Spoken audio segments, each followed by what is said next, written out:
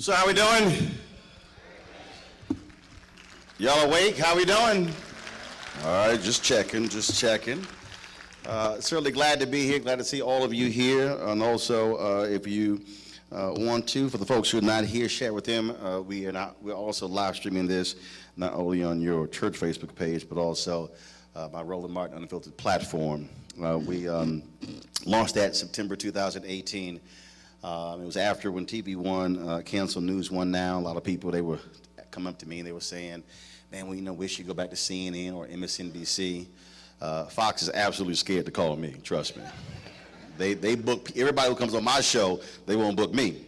And there's a reason for it, because they know I'm gonna say exactly what they are, which is evil. And so we launched the digital platform, and it was interesting because so many black folks, and I'm gonna talk about this in my presentation, so many people were talking about going on those platforms, but I had to remind them, I said, yeah, but we don't own, we don't control those platforms. They determine the subjects, who the guests are, and so we're simply participants, and the only way you control the narrative, you actually own the product. And so when we launched this platform, people told me I was crazy. They said, why would you do this? Well, a year later, we did, after 100 million views, 345 million minutes watched. We grew our YouTube channel by 280,000 subscribers. And then people said, oh, I see. And then in the same time, NBC launched their digital streaming service, ABC expanded theirs, CBS expanded theirs, and a number of other companies did as well. I said, well, if they figured it out, now y'all understand what I was talking about. And the reason that is important is because I run 3 black newspapers. I understand what it means when you control the narrative. And unfortunately, too many of us are dependent upon asking white folks for asking them to cover us, to tell our story, and then we wonder why it gets told wrong. Which also means that we must take it upon ourselves to support what is ours. And so we can't keep saying what we need this and we need that, and then we don't actually support it. And so that's why it matters. It matters that we must do that because, trust me, when black folks, when we watch MSNBC more than any other network in prime time. So there's a reason they made $760 million. There's a reason why CNN made more than $780 million. Fox made $1.32 billion. And so we actually watch TV more than anybody else. Look at the Nielsen Consumer Report on African Americans. We consume more than 50 hours of television a week. That's more than actually a full-time job. And that's why when you see black content on Lifetime and WeTV, that's because of that. When Oprah launched her network, didn't have many black shows. It's real black now. That's why you have that. But also, I think too many of us are living in the clouds because you have 8 networks that target African Americans.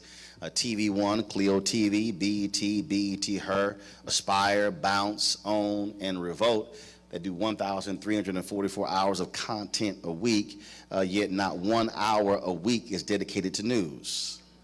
And so black folks, we are being inundated every single day with nothing but entertainment and reality shows, as well as crime shows, old sitcoms, award shows, and then black folks walking around looking like zombies, wondering why we are not aware of what's going on in this country.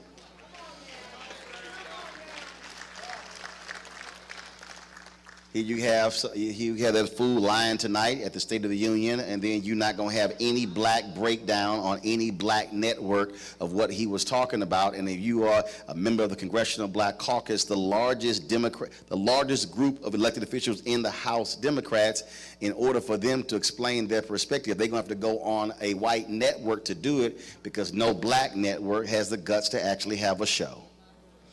And that, folks, is a death knell for our people. And so I'm going to use some of that to set up what I want to talk about. Pastor, I appreciate the invitation. Glad to see my longtime friend, Pastor Jeffrey Johnson. He spent many years in Dallas with the Bishop 5 Revival. I was a longtime member of Friendship West Baptist Church, Reverend Frederick Douglass Haynes. And so I saw him last night in D.C. at the Congressional Black Caucus's National African American Leadership Summit. And so certainly glad to be here. So let's get started. Let's get right into it. And I want to speak from the perspective of it is time for a radical reprogramming of our people. It's time for a radical reprogramming of our people. if you listen to what Pastor laid out in that presentation, the short version is the person who controls the medium controls the minds.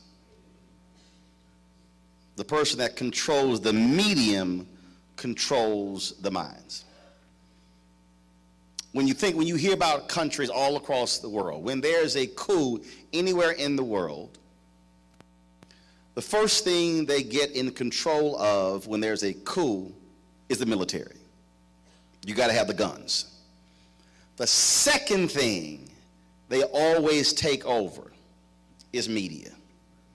Not the banks, not the ports, it's media. Because they understand that when you control media, then you're able to dictate to people what it is they hear and see, and then how they respond.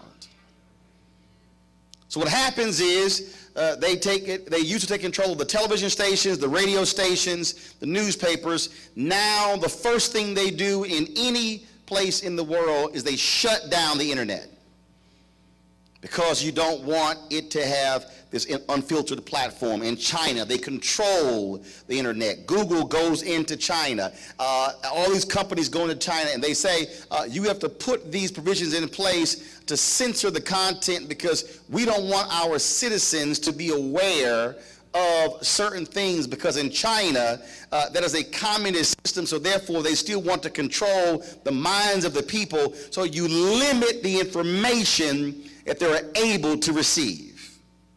And when you limit the information people are able to receive, then you can move them any way you want to.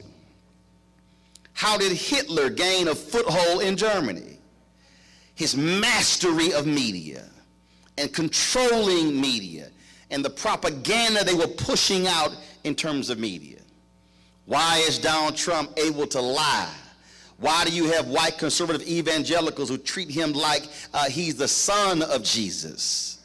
Because Fox News and conservative talk radio every single day is pushing out this constant narrative of how he's great and wonderful. Why were they so appealed to him? Because for 8 years, when you had a black president, all they said was, America's weak. He's weak. He bowed down. He doesn't respect America. He's not a Christian. He's a Muslim.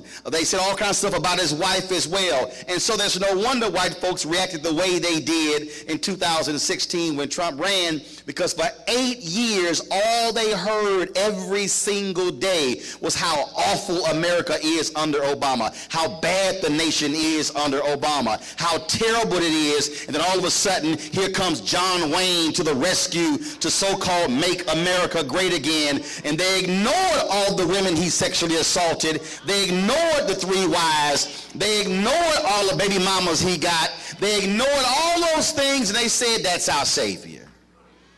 Because conservative media framed it that way.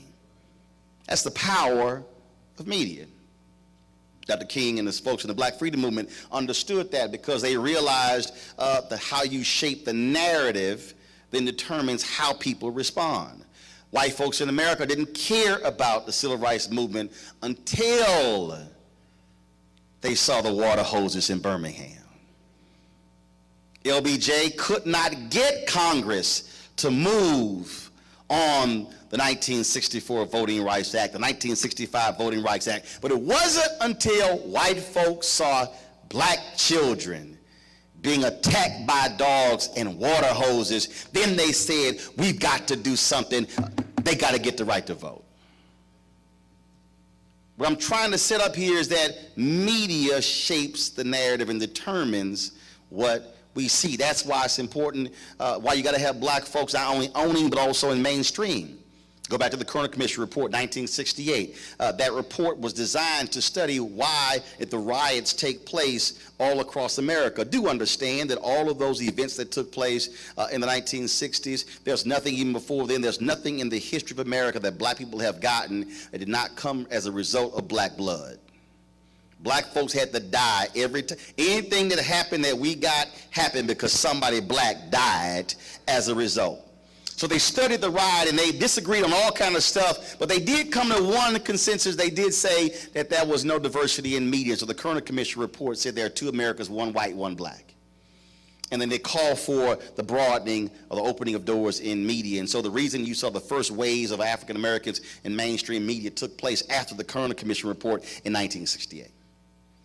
And so I'm laying all of that out so you can understand that when you talk about how did we reach this point, that the Bible can be set in the motherland, and you go to black churches today and it looks like a Trump rally. I have been in black churches and I've seen stained glass windows all around, and I swear I'm looking at a Trump cabinet meeting of nothing but white people. I've gone to places and they've taken this view of, from the Sistine Chapel, this is what Jesus looks like, and blonde hair and blue eyes, and folks have run with that, and Jesus did not look like Brad Pitt.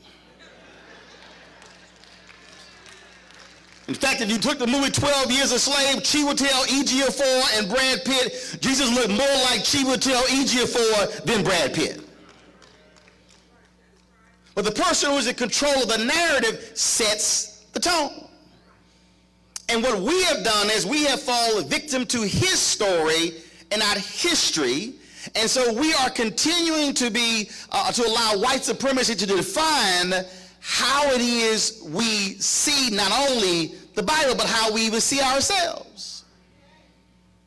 We are walking around today still operating with a white supremacy mindset, even when it comes to black people. When I had my show, a brother told me, he said, man, where you gonna get you a show? I was like, I'm on TV every day. 7 to 9 on TV 1 for 4 years. He said, no, I mean a real show. I said, a real show? I said, do you realize that when this is when Brian Williams, before he was exaggerating stories and he got demoted, that's just fact. I said, do you realize that when Brian Williams comes to Washington, D.C. to do the NBC Nightly News, that Brian Williams sits in the exact same chair that I sit in?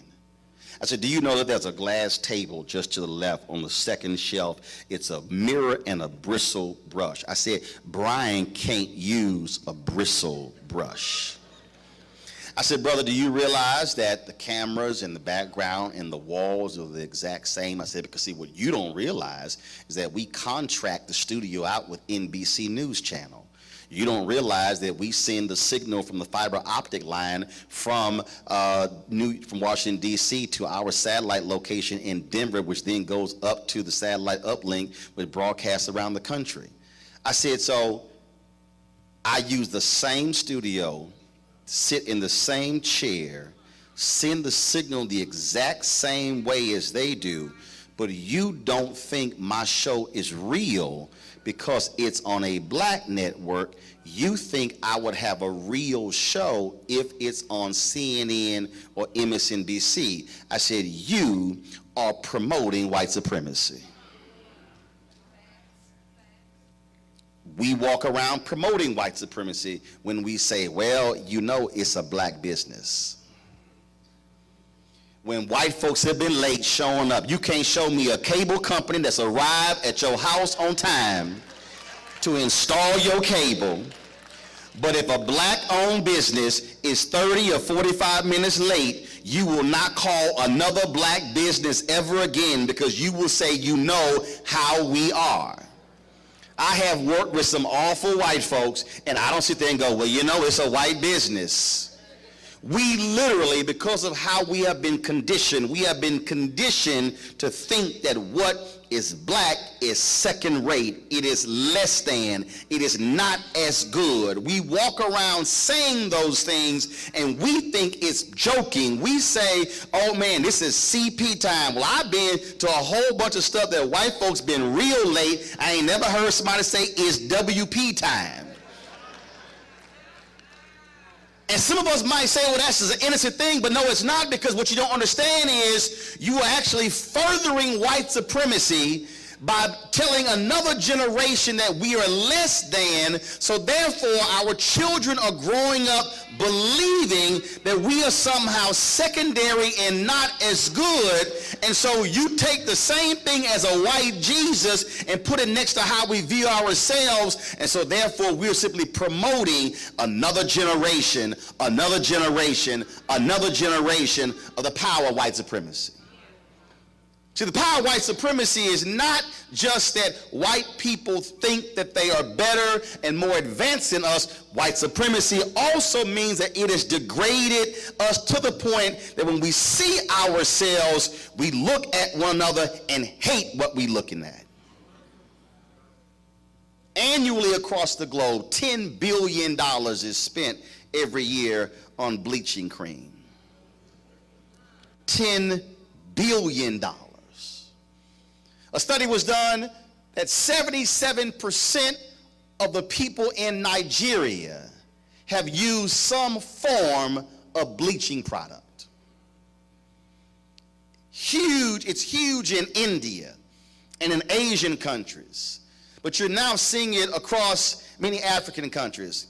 Côte d'Ivoire, Ghana, and South Africa have actually limited the selling of bleaching products. They've been regulating it because one of the ingredients is known to cause cancer, but they also are doing that because they don't want their people to somehow believe that white is right, or being lighter is brighter and better. That, folks, is also a byproduct of white supremacy.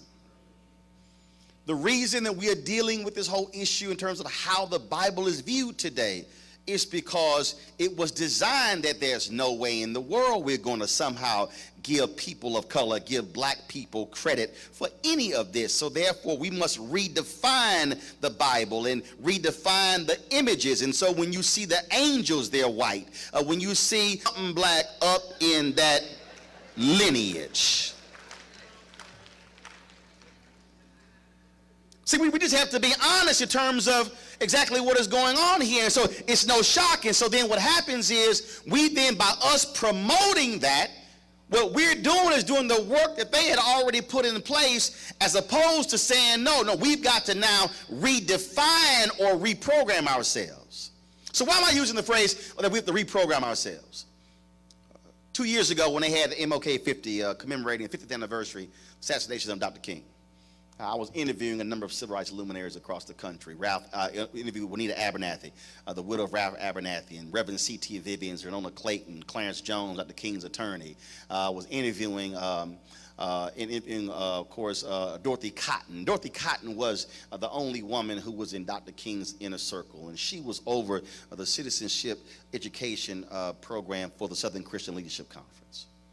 And I was reading her book, and I read a book after she had passed away. I interviewed her in February of 2018. One of her last words is, "I'll see you in April." In Memphis, she was too ill to make it. She passed away in that June. So I had the last sit-down interview with her. But if you read her book, she has a passage in there that totally blew me away. And she said that if you wanted to join SCLC, you could not just show up and say, "Hey, when is the next meeting?" What you would do is you would actually have to go through the program that she set up, where what they would do is they would bring you in, and then they would test you to determine whether or not you needed to be reprogrammed. Dr. King, the program was set up, you could not join SCLC until they had determined what was your state of mind. And so if you did not meet a certain criteria, then you had to go through their program to be reprogrammed before you could go and participate in anything with SCLC. And I read that, and it blew me away, because for years I've been talking about this absolute need for black America to be reprogrammed. I spent more years in black media than mainstream media. Why? Because I did not have the belief that black media was less than mainstream. I believe that we could have the exact same or even better products than what you see in mainstream media. Even if you didn't have the same level of resources, we can still have A-level talent working in black media. See, what happened was, that was his view that, well, we only could work in black media because we could not go work over here. So you got to understand the language. What is it? Perfect example. That was the Negro Leagues, and then that was Major League. Think about that. Negro Leagues, Major Leagues. What that phrase alone said is that any other league was minor. Yet, when Dizzy Dean and other white baseball players would play the Negro Leagues in the off season, they routinely got their butts kicked, because the reality is you had more talent in the Negro Leagues than you had in the Major Leagues. That's why after Jackie Robinson came into the Major Leagues, every year another black player came in. Who was the Rookie of the Year? Another brother, another brother, another brother. That was called talent. So therefore, it wasn't really Major Leagues and Negro Leagues. The only thing that made them major is they had better stadiums, better travel, and better uniform, because they were white and they had more money. But they were not the Major Leagues. The Negro Leagues actually was the major talent. They simply didn't have the same resources. But by saying you're the major, you are also over here, you're the minors. And so the same thing happens when we walk around believing that white ice is colder. See, let me be real clear with y'all, okay? If you needed somebody to come here to make you feel good, y'all should have called somebody else. God gave me a spirit of discomfort. I make folk uncomfortable on television. I make people uncomfortable on radio. And y'all see my show. I don't let up against folks. If you lie, I'm going to nail your behind to the wall. That's just how I do. But somebody has to say what is happening, because what's going on is we literally are promoting white supremacy even when we're operating in black spaces. If you honest, you know doggone well you were raised. You better get a perm in your hair. You don't have that nappy hair. That means generations of African Americans, especially black women, were told, you ain't good enough. Your hair is nappy. That's awful. You need to perm that thing.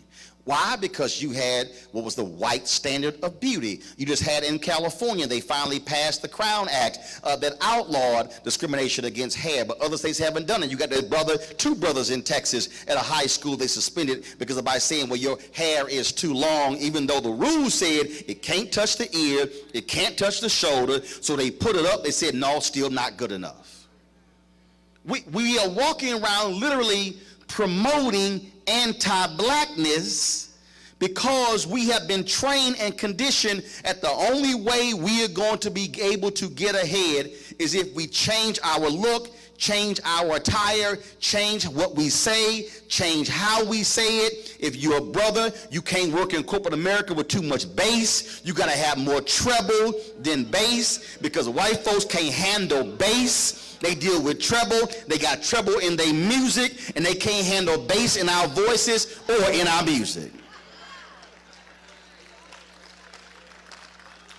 So the white standard is the one that we've had to abide by and live by in order just to get ahead.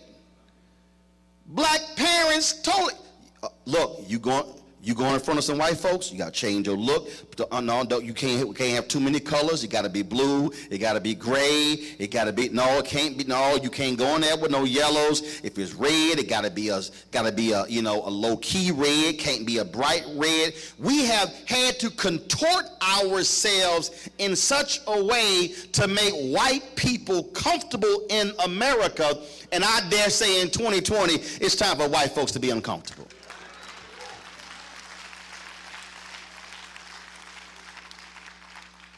It's time for us not to fall for the same traps. And look, this ain't just us. I was in Ghana for 10 days in December. And so we pull up to the hotel. We get there. It's at night. We pull up. And y'all, I ain't even out the car and I'm about to cuss. Y'all in front. Because y'all sitting in church. Don't act like y'all don't cuss. Some of y'all going to be cussing the parking lot attendant. So don't be trying to act like you don't cuss. We pull up to the hotel in Ghana, and I look through the double doors, and I'm like, who the hell got a white Santa Claus? It was a mannequin. And I walked in, I said, hey. And they probably look at me like, I walked in, hey. What the hell up with the white Santa Claus in Africa?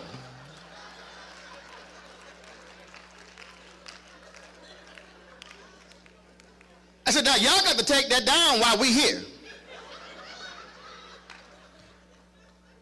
Think about that. We are in Ghana. And I'm seeing a chubby cheek, red-faced white man in a Santa suit. I don't mean no disrespect. I don't care. Look, y'all, I don't care. Santa ain't real, okay? Fictional characters don't have to stay the color white folks decided. They don't. It's fictional. Make believe, which means make it black. And y'all know we go to the mall. Yo, they got a black Santa, like we shocked. He should be black. But again, when you start unpacking this, if you really start just sitting down and seeing how so much of our state of mind is all around making whiteness great and making what's black lesser than, then we have a better understanding of how we're in the position that we're in now. It's a better understanding of how we are driven in this economy. It explains our politics. It explains what's happening in the church. It explains all of that.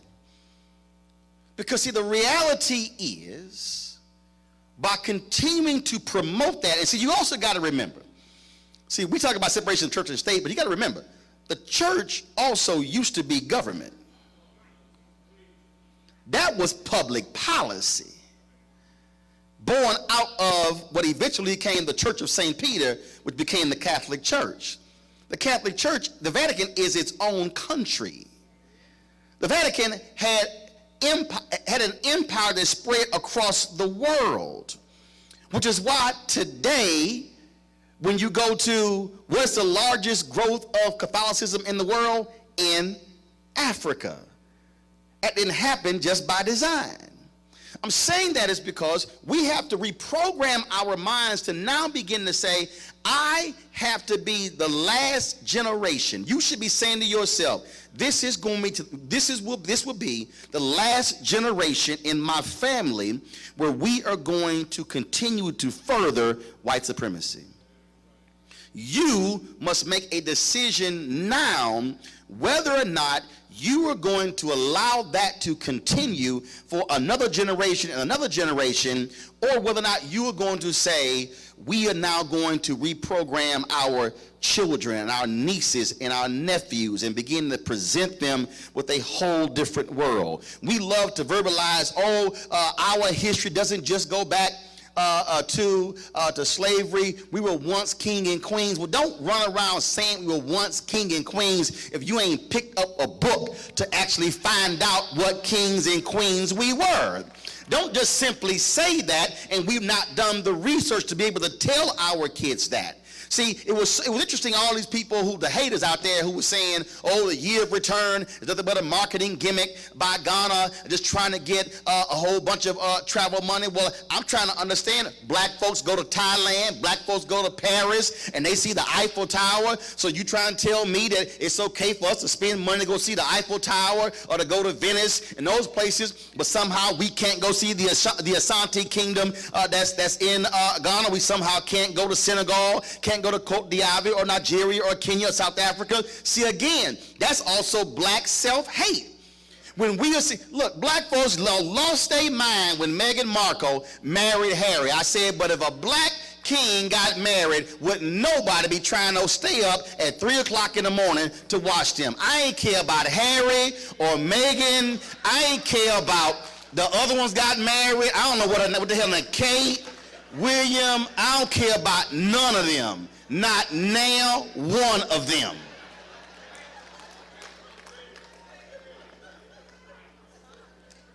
But black folks were losing their mind. Meghan married a prince. Okay, I'm going to go see Prince Hakeem get married and Coming to America too. I'm good. And everybody going to be black in that movie. No, but I want you to think about that. I want you to think how black people reacted. God, he picked one of us as his wife. And I'm going, okay. People were just losing their mind. Now, I don't care if he could have picked anybody he wanted to. Yes, she's half black, half white. Gotcha, okay. And thank goodness the black side of her family is sane, because the white side crazy. Lord have mercy. I can guarantee you if she had a black daddy and like her white daddy, they wouldn't be paying him to give interviews. I'm just saying. What I'm trying to get us to understand is that we have to literally stop ourselves in our tracks and then begin to understand that we have to reframe how we look at ourselves. And if we begin to do that within the confines of our homes, and then take it to our neighbors, and then extend it to our streets, and then our neighborhoods and our blocks, our churches, our organizations, then we are going to truly begin to understand our power. We'll begin to understand that how can we be living in a world that is 2/3 people of color, yet we degrade ourselves to think that we somehow are the minority in a world where we are the majority? How is it that we somehow believe that we have more in common with somebody who is a rural voter in Iowa where they can't count, but a brother or a sister who is in Lagos, Nigeria? We have extended our level of hate to people who literally look just like us.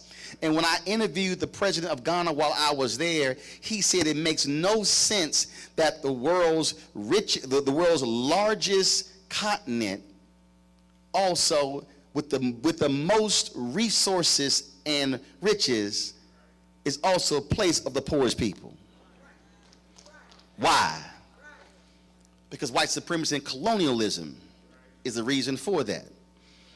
Gerald Horne is a phenomenal historian at the University of Houston, and there are a series of books that Gerald Horne has, and you should get these books. One of them is called The Apocalypse of Settler Colonialism: The Roots of Slavery, White Supremacy, and Capitalism in 17th Century North America and the Caribbean. He also has White Supremacy Confronted: U.S. Imperialism and Anti-Communism versus the Liberation of Southern Africa from Rhodes to Mandela. Another book he has called Race War: White Supremacy and the Japanese Attack on the British Empire. A book that you definitely must read is called The Counter-Revolution of 1776: Slave Resistance and the Origins of the United States of America. See, Gerald argues in this book that the American Revolution was not about dumping some tea in the Boston Harbor. What he argues is that the 13 colonies had no other economy but slavery. It drove the southern part of the country, and then the northern colonies, they were the ones who actually had the insurance companies that insured the cargo known as enslaved Africans. And so therefore the economy of the 13 colonies was solely built on the backs of enslaved Africans. He says the 13 colonies had fear that England was going to eventually outlaw slavery, which will have decimated their economy. So he lays out in his book that that was one of the reasons why the 13 colonies also wanted to secede, because they wanted the freedom to be able to continue slavery. Yet we walk around on July 4th talking about tea and freedom, when in fact, if you study the history, the British created territories saying to enslaved Africans, if you get to this part, which is now Florida, you will now be in free territory. It wasn't just folks who were going to Canada. There were parts of Florida they were racing to that were deemed free territory. But because we have been inundated with his story, we are literally walking around with the exact same thing we're doing with the Bible, retelling his story and not actually talking about history. But you can go to Tennessee and they talk about, oh, let's go see Jack Daniels. No, let's go see the black man who actually showed Jack Daniels how to make whiskey but never got the credit for actually making the whiskey. Let's actually go see who that is. We talk about, of course, well, who created the telephone? Well, let's talk about the brother who was also working with them. We can walk down in American history. I was just reading just today of the sister who designed the actual portrait of FDR that's on the dime, but it was giving credit to somebody else who was white. We can go on and on and on with that. We have loads and loads of history where we were not giving proper credit for the work we've done. I mean, it's only because of the movie Hidden Colors that we know about the brilliance of those black mathematicians, those sisters who were with NASA. But if it wasn't for those stories, we would not even know they existed. That is because it is by design for us to be walking around in a state of ignorance as opposed to in a state of supreme knowledge. And if we are walking around with history, with his story in our brains, all we're doing is passing down the exact same thing like DNA to our children and to their children and their children. I say this generation has to say, no, this ends today. This ends now.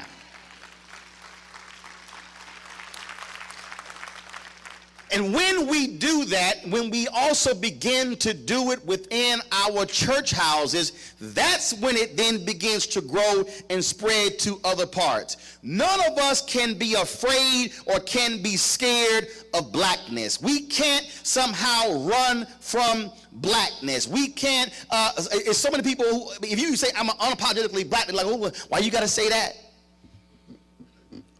I ran the Chicago Defender and I changed our masthead. Honest, balanced, truthful, unapologetically black. We were owned by a group of black millionaires in Detroit. They literally said, well, I don't know about that slogan because what's going to happen when we go talk to white advertisers? I said, fool, we are a black newspaper. I think they already know we're black. But here were black millionaires who did not need white approval for anything, who was scared of unapologetically black. And we've got black Christians who are scared to actually put a real image of Jesus that conforms with the very Bible they are teaching in their churches, as if somehow they got to get approval. And I'm like, wait a minute, if your whole church is black and you've been fed on your tithes and offerings from black people, who are you afraid of? It is because somehow they say, I'm going to be in the minority and I don't want folks looking at me crazy. No, what you should be saying, you're crazy. You're crazy for continuing to present a wrong and distorted and unbiblical view of the word by virtue of who you are showing. And then all of a sudden, when you begin to reframe and redefine and reprogram folks in the church, then they are empowered to leave the church and then do the exact same thing in other facets of their lives. And then that's when all of a sudden we're not afraid of black art. We're not afraid of black businesses. We're not afraid of what's black because we have affirmed blackness. We begin to say that no, black is actually beautiful. It's not just Stokely Carmichael who said it, Kwame Ture. Dr. King talked about that. It wasn't just Malcolm X who was talking about all the definitions of anything that's black is bad. That's why people say Colin Kaepernick got blackballed. I said, no, ain't a black owner. He got whiteballed. And people say, well, why do you keep using whiteball? Because they white. And keeping him from playing ball. Some of y'all gonna get there at least halfway home. The very phrases we use, the words we use, dictates how we begin to see each other. And that's why when the Bible talks about the power of the tongue.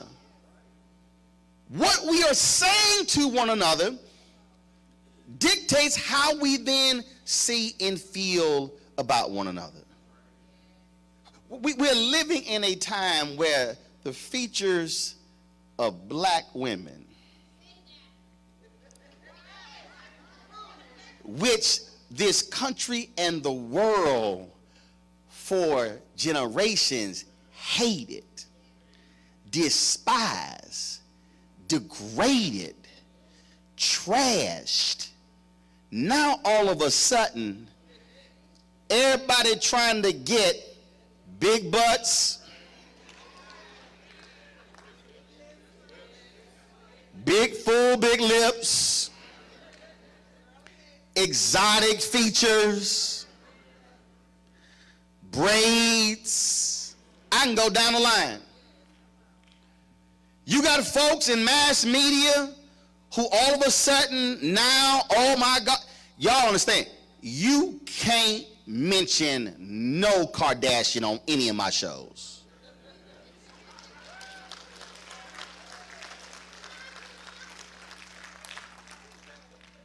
Because I know the game. I met Kim Kardashian. She very white. Until she gets spray tanned. I'm sorry. Did I upset some people? Demi Lovato. Oh, I had a great Star Spangled Banner. That ain't her color. Why am I saying that? Because now all of a sudden, bronze is a good look. Now you have folks who are making millions appropriating what they used to say was awful. And the people who are appropriating that and now making the millions and billions don't look like us. So isn't it interesting? When I was watching the documentary on Sam Cooke on Netflix, you realize that it was a white manager who stole his publishing. Then I sat there and I said, well, I wonder if we're also the ones who are now making the documentaries on our own people. I said, so here we had our music stolen, and now we can't even make the same money on doing stuff on our own people. See, this thing extends, this thing goes much deeper and much broader. And so when Pastor laid out how leaders took the images of the Bible and redefined it through the prism of whiteness, that now extends to every part of our society, and we then are promoting that as somehow as being good, and then we look at inequality of wealth. We look at the average black family with $5,000 in wealth, the average white family with $110,000, and then begin to understand how white supremacy created all this entire system at this, not just this country, but this world is based on. And then when I hear black people talk about what's happening with African nations, I try to get them to understand that Ghana was the first African nation that got liberation in 1957. Then we talk about the Congo, and when you had Patrice Lumumba, who was killed with the assistance of the CIA. When you talk about South Africa, when the CIA helped capture Nelson Mandela. When you look at these African nations, they really have only been dealing with freedom for about 50 or so years. And you're dealing with African nations that actually were created, but they were built upon white supremacy and colonialism. So they were not created ground up in terms of creating their own institutions, things along those lines. They were created on top of what was already established by white supremacy. So two things are happening. They're trying to create a new culture and a new way of life on top of what was already created. And we're in the same way, which is why that's why the church matters. Because if there are institutions that we control, Dr. King laid this out in his book, Chaos or Community, where do we go from here? He said there are 4 institutions that are proudly positioned to save black America. He said the black church, the black press, fraternities and sororities, and professional organizations. So the power of the black church is that this is the one institution where collectively more of us gather on an annual, weekly basis than anywhere else. There is no NAACP meeting. There is no Alpha, aka Delta, Zeta, Kappa, Omega meeting. There's no links. There's no top ladies of distinction, 100 black men that gathers a number of black people in one place, in black places, built by black people on a weekly basis. Which means that when the black church truly takes its rightful place and then begins to reprogram its membership, what you will then see is a reprogramming of its members who then will go out into the world and do exactly what Jesus said, to go out and make disciples. You will also then be able to go out and then make new black disciples when it comes to appreciating blackness and then redefining what it means to be black. And then when you do that, and then it trickles in from the pews in the church down to the children's church, and then down to the nursery. Then all of a sudden black children who then come out of the womb and then go into the nursery, and then go from that to kids church, and then come into the pews here. That means they will have 18 consecutive years of affirming blackness, of understanding what it means and the power of that. So then that means that when they are now 19 and 20, they're not walking out in the world confused about who they are and allowing somebody else to dictate them. So then when they are presented with some nonsense in classrooms, they've already been fortified in that space, led by the black church, to say, no, that's simply not right. See, what really should be happening in our school is not we have black kids who are being kicked out of class because they say they can't sit still. We should have some black kids being kicked out by saying, no, I can't let you teach me what's not right because you're teaching me his story as opposed to history. But see, no black kid can say that unless those black kids are being properly armed with information. See, y'all better thank the Lord I don't have biological children, because I'm telling you right now, my kids will be giving teachers hell every single day for the nonsense that's being taught in classrooms. And I'm raising my nieces. Trust me right now, I walked them into my library, 1,000+ books. Read that, that, and that. So when you bring some nonsense home they gave you, no, we're going to send some hell back their way, and they're going to learn something new. Why am I saying that? Because the only way you can redefine and reprogram a people is when you begin to accept in your own mind, as Dr. King said, you got to write your own Emancipation Proclamation. You got to free your own mind, and you can't have a free mind if it's bought and controlled by somebody else. See, when I was at CNN, y'all don't understand. 2009, I sat down with John Klein, who was the president of CNN US, and he said to me, he said, when you going to stop doing Tom Joyner and TV One and all the rest of this stuff? I said, when you going to give me a 5-day-a-week show? Why am I going to give up my stuff in order on the promise or the hope of possibly getting a show? 2000, John was a great guy, 2000, but see, they wanted all of me. No, you can't get all of me if you ain't giving me all of you. And so in 2010, John Klein got fired from CNN. Well, guess what? When I left CNN in 2013, I still had TV One, still had Tom Joyner Morning Show, still had my books, still had my speeches, still had my own company. Because, see, I never bought into the notion that CNN was better than TV One. That's why on the night Obama was elected in 2008, I told them I'm going to have to take 3 breaks from being on the air because I've got to go do TV One. They said to me, I never forget, they said, wait a minute, don't you know that you're going to be on CNN in 200 countries? I said, I understand that, but let me be real clear with y'all. TV One paid me before y'all paid me. And so I don't believe that they are less than on the night a black man's going to get elected president, so I'm going to step away and do them while I'm doing you. Why am I saying that? Because, see, I never looked at black media as being secondary to CNN or MSNBC on the rest of them. That's why when I step to the table, I'm bringing blackness with me, because guess what? I'm only going to be here for a time. As I say, I'm likely to get fired anyway, so I might as well say what I got to say while I'm there. How does that thing work? When I was asked to interview Winnie Mandela when she spoke at a church in Birmingham, they asked me to go down there, and I did. Interviewed her for 15 minutes. They came back and they said, well, why didn't you ask Winnie this and ask her this? I said, why in the hell y'all didn't go interview Winnie Mandela? See, look, that was a quote. I said, if y'all want to ask those questions, y'all should have went interview Winnie Mandela. I interviewed Winnie, asked Winnie what I wanted to ask Winnie, and that's what we got. They told me, well, we not going to run it. Fine. I went to John Klein and said, hey, they ain't going to run my interview. Give me the interview so I going to run it on my TV One show. When she died in 2018, I restreamed that interview. Had I not had a black platform to show the interview that I did with Winnie Mandela would be still sitting on a shelf in Atlanta at CNN, and nobody would have ever seen it for the rest of history. Why? What am I trying to lay out to you? If you do not have a black space to be able to have black freedom and black creativity to affirm blackness, then all you're simply doing is riding on somebody else's watch, somebody else's coattails, asking them for permission to do what is required. This generation of black folks must be willing and have the tenacity and have the audacity to be willing to challenge white supremacy in 2020, to be willing to use black spaces to affirm blackness and not ask somebody else for permission. This church and other churches in Indianapolis, in this state, in this country, don't have to ask Robert Jeffress or Franklin Graham or Paula White or any of those clueless white conservative evangelicals that it's time to redefine blackness. We can do it right now if we have the guts and the willingness to do it, and if we're not afraid to tick some folks off, even if they are black.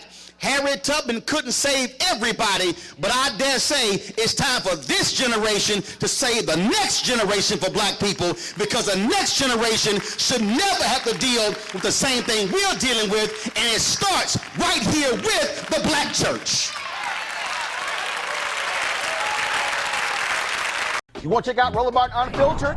YouTube.com/Roland S. Martin. And subscribe to our YouTube channel. There's only one daily digital show out here that keeps it black and keep it real. It's Roland Martin Unfiltered. See that name right there? Roland Martin Unfiltered. Like, share, and subscribe to our YouTube channel. That's YouTube.com/Roland S. Martin. And don't forget to turn on your notifications so when we go live, you'll know it.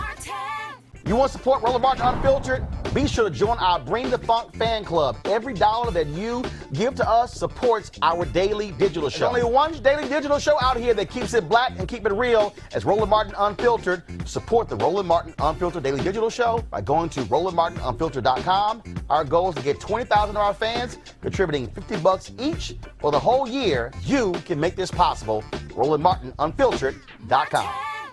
Hey everybody, this is Sherry Shepherd. You're watching Roland Martin Unfiltered, and while he's doing Unfiltered, I'm practicing the wobble. Yes, I am. Because Roland Martin's the one, he will do it backwards, he will do it on the side. He messes everybody up when he gets into the wobble, because he doesn't know how to do it, so he does it backwards. And it just messes me up every single time. So, I'm working on it. I got it. You got Roland Martin. Hi, my name is LaToya Luckett, and you're watching Roland Martin Unfiltered. What's going on, everybody? It's your boy Mac Wiles, and you are watching Roland Martin Unfiltered. What's up, y'all? It's Ryan Destiny, and you're watching Roland Martin Unfiltered. What up, Lana Well, and you are watching Roland Martin Unfiltered.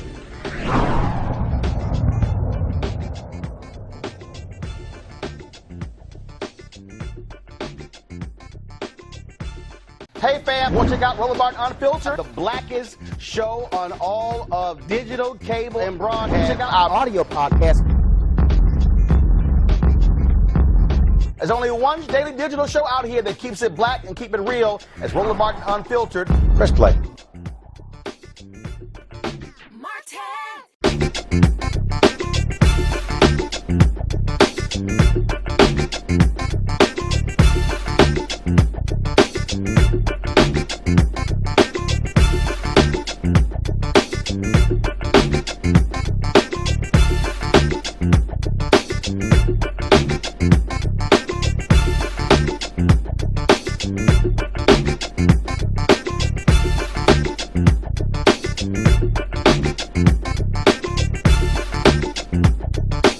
Unfiltered.